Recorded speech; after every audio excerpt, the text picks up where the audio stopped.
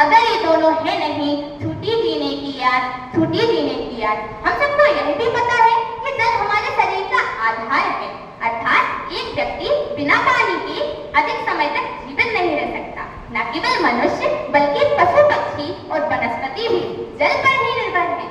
लेकिन फिर भी हम लगातार जल की बर्बादी कर रहे हैं, जिसके कारण आज हम देखते हैं कि हमारे गांव, हमारे शहर, हमारे मोहल्ले में दिन प्रतिदिन पानी की समस्या बढ़ती ही जा रही है। कुछ लोगों को तो कई मील दूर से पानी लाना पड़ता है, लेकिन फिर भी उन्हें कुछ ही पानी प्राप्त होता है। तो हमें इसके प्रति जागरूक होना चाहिए, क्योंकि यह एक सरलता की बात नहीं है, बल्कि हमें इस बारे में गहराई से सोचना चाहिए।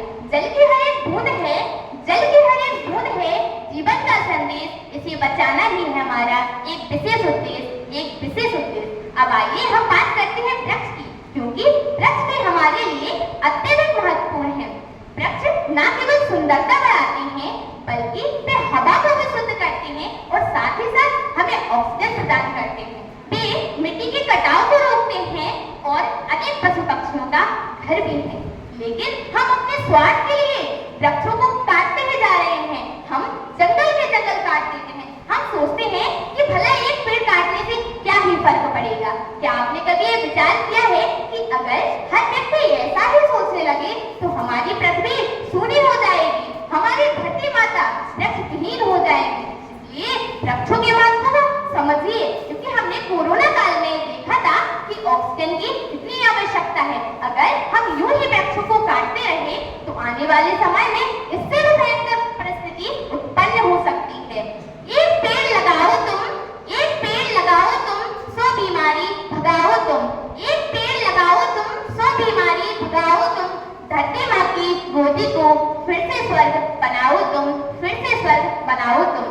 आजकल हम देखते हैं कि हमारा पर्यावरण संकट से जूझ रहा है, लेकिन क्या आपने ये सोचा कि यह संकट कैसे उत्पन्न हुआ? तो याद रखिए, इस संकट का कारण हम लोग स्वयं ही हैं, क्योंकि बढ़ता तापमान, ग्लोबल वार्मिंग, जलवायु परिवर्तन, सूखा, बाढ़ आदि ये सब हमारे ही द्वारा पैदा की गई समस्याएं हैं। अगर हम आज से जागरूक ना हुए तो हमारी कल की पीढ़ियां हमें ही दोष देंगी। इसलिए मैं कहती हूँ कि हमें मन में निश्चय करना चाहिए और ये कहना चाहिए कि हमने मन में ठाना है, हमने मन में ठाना है पर्यावरण को स्वच्छ बनाना है, पर्यावरण को स्वच्छ बनाना है। जल और वृक्ष दोनों को नष्ट होने से बचाना है, नष्ट होने से बचाना है। तो आइए हम सब खुद से ही शुरुआत करते हैं और कुछ बातें ध्यान में रखते हैं।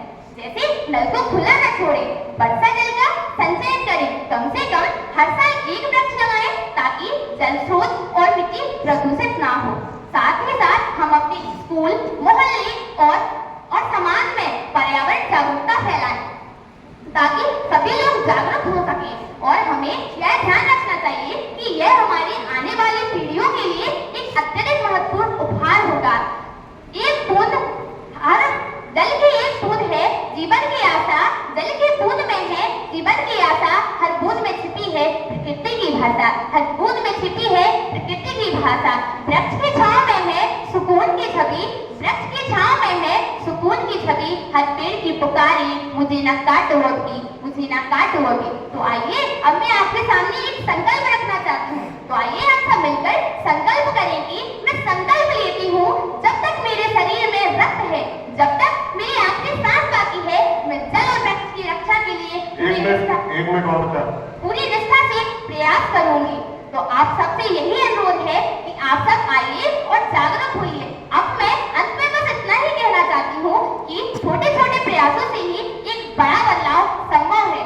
धरती माँ की गोद में सपनों का आसमान है, धरती माँ की गोद में सपनों का आसमान है। यहाँ हर कण में जीवन, हर सांस में पहचान है। जो इसे सीखे प्रेम से वही सच्चा इंसान है, जो इसे सीखे प्रेम से वही सच्चा इंसान है। अपनी धरती माँ की रक्षा ही जीवन का सम्मान है, जीवन का सम्मान है। आप सभी का बहुत बहुत धन्यवाद। जय हिंद।